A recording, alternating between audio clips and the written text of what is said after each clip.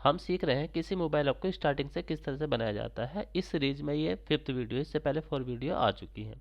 तो आज हम सीखेंगे किसी ऐप में लिस्ट व्यू को किस तरह से बनाया जा सकता है। लिस्ट व्यू का मतलब हमें सिर्फ एक इस तरह से लिस्ट बनानी है और देखना है ये लिस्ट किस तरह से हम बना सकते हैं। इस लिस्ट की हम जो काउंटिंग है वो कम या ज़्यादा कर सकते हैं। ये 5 काउंटिंग, अगर मैं इसकी काउंटिंग 100 कर देता हूँ तो 100 लिस्ट बना देगा। तो आज हमारा मेन गोल यही है कि ये देखना कि हम लिस्ट व्यू किस तरह से बना सकते हैं। तो आइए वीडियो को शुरू करते हैं। इसके लिए हम जाएंगे फाइल पे, न्यू फ्लटर प्रोजेक्ट, इस तरह से, और यहाँ पे हम इसका नाम दे देंगे फ्लटर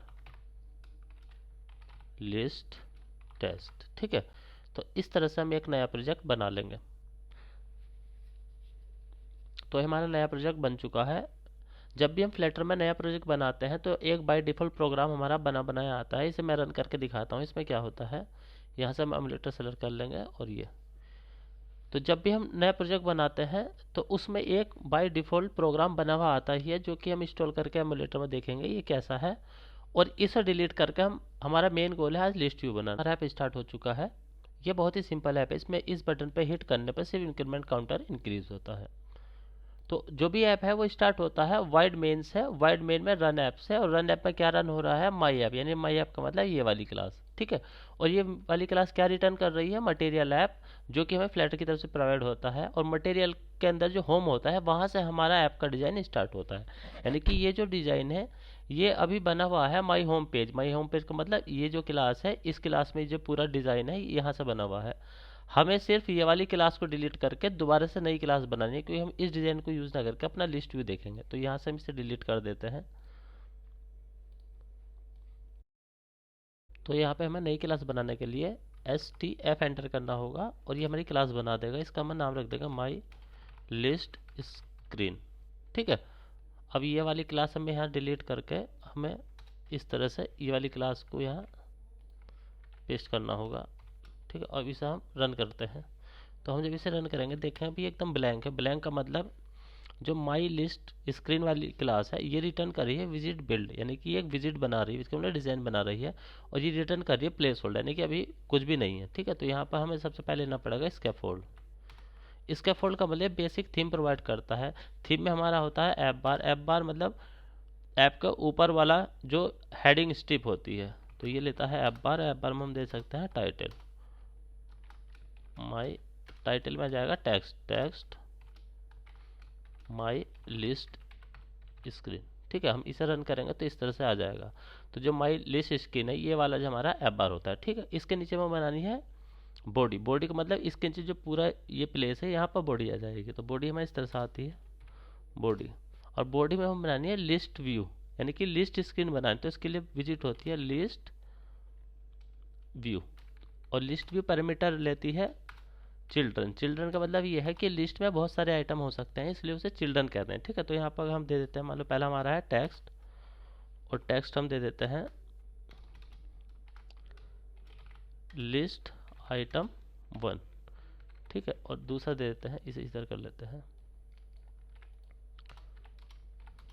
ठीक है, तो यहाँ पर आप देखो इधर ये लिस्ट आ रही है, लेकिन ये अभी बहुत छोटी है क्योंकि इसका साइज़ छोटा है। यहाँ पर हमें सबका साइज़ इंक्रीज कर देना पड़ेगा। तो यहाँ इस साइज़ के लिए होता है स्टाइल, और इसके होता है टेक्स्ट स्टाइल। और टेक्स्ट स्टाइल में देंगे फ़ॉन्ट साइज 30, इस तरह से दे सकते हैं। तो ये अगर मैं इसे पेस्ट कर देता हूँ तो ये इस तरह से हमारा आ जाएगा। ठीक है, इस तरह से हमारा आ गया। लेकिन अभी भी ये क्या है कि इनके बीच में अगर स्पेस देना है तो इसके लिए मैं सभी के बीच में साइज बॉक्स देना पड़ेगा, साइज बॉक्स, और इसकी हाइट रख देंगे 30। तो इस तरह से ये साइज दे देगा। ठीक है, तो इस तरह से आप देखोगे तो इनके बीच में साइज आ जाएगा। ये जब अगर हम इंक्रीज हो जाएगा साइज बॉक्स हाइट 30 इस तरह से, तो इस तरह से ये बहुत सारी चीज़ें हमने यहाँ पर लगा दी। और ये ऑटोमेटिकली स्क्रॉलेबल रहती है। अगर ये डिस्प्ले से बाहर जाएगी तो स्क्रॉलेबल हो जाएगी। ठीक है, लेकिन अभी हम जानेंगे कि हमें ये सारा कोड ना लिखना पड़े, ऑटोमेटिकली लिस्ट व्यू खुद से ही लिस्ट जनरेट करते हैं। उसके लिए हम क्या करते हैं, तो उसके लिए क्या करना पड़ेगा, पहले हमें जो लिस्ट की एक आइटम है उसका हम डिज़ाइन बना लेते हैं। तो इसके लिए क्या करते हैं, हम ले लेते हैं कंटेनर।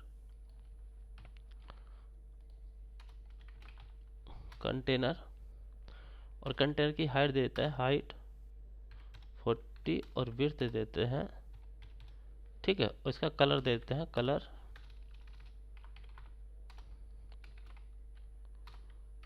डॉट ग्रीन, ठीक है। तो इस तरह से ये हमारा एक कंटेनर बन जाएगा, ठीक है। अब कंटेनर के अगर हम चारों तरफ पे स्पेस छोड़ना चाहते हैं उसके लिए पैडिंग इसे रैप कर देंगे, रैप विथ पैडिंग, और पैडिंग कर देते हैं 12। इसका मतलब है इस कंटेनर के चारों तरफ पे इसने इतना स्पेस हमारा बना दिया। इसकी हम हाइट बढ़ा के कर देते हैं 60, इस तरह से, ठीक है। अब यहाँ पे हम कंटेनर बाई कंटेनर दे देंगे तो ये लिस्ट व्यू में हमारा आ जाएगा, ठीक है। लेकिन हमें जितने भी कंटेनर लिखने पड़ेंगे इसे बार बार पोस्ट करना पड़ेगा। तो इसके लिए हम दूसरी विजिट करते हैं जो कि होती है हमारी list view builder. List view builder क्या करती है, ऑटोमेटिकली लिस्ट जनरेट कर देती है। इसके लिए हम यहाँ से ये एक कंटेनर कॉपी कर लेते हैं, ये लिस्ट व्यू पूरा डिलीट कर देते हैं। तो यहाँ से हम यूज़ करेंगे लिस्ट व्यू डॉट बिल्डर।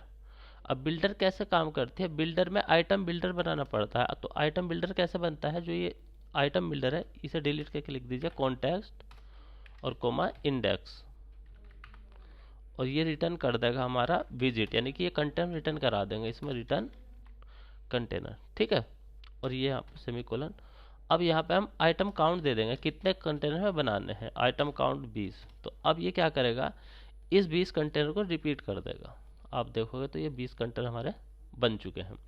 यहाँ पे मैं अगर 5 दे देता हूँ तो ये 5 कंटेनर बना देगा, ठीक है। तो ये क्या करा, ये लिस्ट व्यू बिल्डर है जो है ये लिस्ट व्यू को जनरेट कर देता है।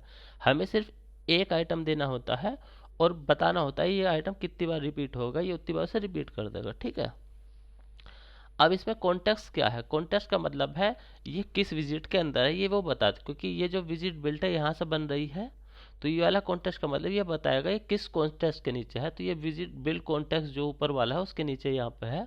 और इंडेक्स का मतलब है कि जो विजिट है ये 0 इंडेक्स होगा, ये 1, ये 2, ये 3, ये 4। अगर हम इसमें ऐसा लिख लेते हैं चाइल्ड टेक्स्ट और इसमें दे देते हैं हम इंडेक्स, इसका मतलब है अब क्या करेगा ये सभी कंटेनर में जो उसका इंडेक्स है वो शो करेगा। तो इससे अगर हम रन कर देंगे तो दिखा देगा 0 1 2 3 4। ये बहुत छोटा, इसे बड़ा कर देता हूँ तब ये सही से चमकेगा।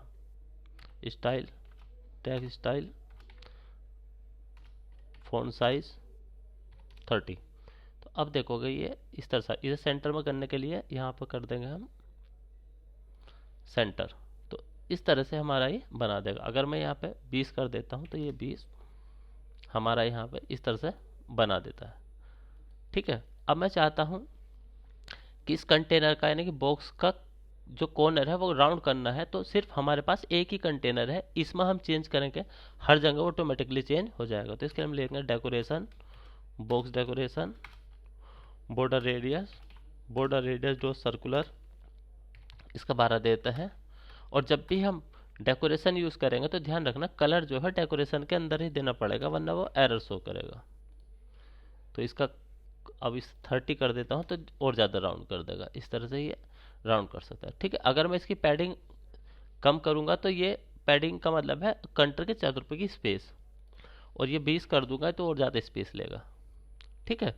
अब पैडिंग इस तरह से भी हम यूज़ कर सकते हैं, ओनली का मतलब चारों तरफ कितना छोड़ना। मान लो मुझे लेफ्ट में छोड़ना है 20, राइट में छोड़ना है 10, टॉप में छोड़ना है सिर्फ 5। तो इस तरह से हमारा, तो हम अपने अकॉर्डिंग उसे एडजस्ट कर सकते हैं। मान लो मैं लेफ्ट में 40 कर देता हूँ पैडिंग और राइट में 0 कर देता हूँ, तो इस तरह से हमारा काम करेगा, ठीक है। तो वो अपने अकॉर्डिंग हम लगा सकते हैं। अभी मैं वही कर देता हूँ ऑल और दे देता हूँ पैडिंग 12। तो ये हमारा और कोमा, तो यहाँ पे इस तरह से यूज़ हो सकता है, ठीक है। अब मैं चाहता हूँ कि जब मैं किसी एक कंटेनर पर क्लिक करूँ यानी कि इसे दबाऊँ, ये बटन बना दूँ, तो ये कैसे परफॉर्म करेगा। तो उसके लिए मैं यहाँ पे कंटेनर को रैप कर देता हूँ। विजिट होती है इंकवेल। इंकवेल क्या विजिट क्या करती है, ये किसी भी ऑब्जेक्ट को बटन के रूप में प्रेजेंट कर देती है, यानी बटन बना देती है। और इसे पैरामीटर लेती है ऑन टैप। ऑन टैप एक मेथड होता है, यानी कि जब उस पर दबाएंगे तो हमें क्या करना है वो यहाँ पे हम दिखा सकते हैं। ठीक है, तो यहाँ पे हम क्या करें, जब हम किसी बटन को क्लिक करें तो उसका कलर चेंज हो जाए, तो उसके लिए हम क्या करेंगे, हम कलर को वेरिएबल ले लेते हैं। Box colour, box colour equal to dot yellow, इस तरह से हम ले लेते हैं कलर्स डॉट येलो। ठीक है, अब यहाँ पे हम जो कलर था वो इस तरह से ये देते हैं। इसका मतलब यही है कि जो ये वैल्यू है कलर की वैल्यू ये वाली है जो यहाँ पे हम सेलेक्ट कर चुके हैं। ठीक है, इसे थोड़ा दूसरा कलर कर देते हैं ताकि ये अच्छा दिखे, रेड।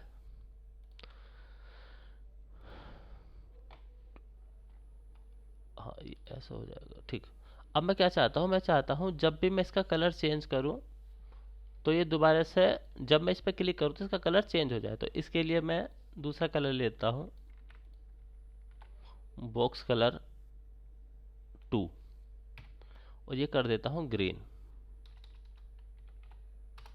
तो अब मैं चाहता हूँ जब भी मैं किसी बटन पे क्लिक करूँ उसका कलर ग्रीन हो जाए। तो इसके लिए मुझे जो इंडेक्स है उसका, यानी कि उसका जो इंडेक्स है नंबर, वो नोटिस करना पड़ेगा। तो उसके लिए मैं ले लेता हूँ इंडेक्स,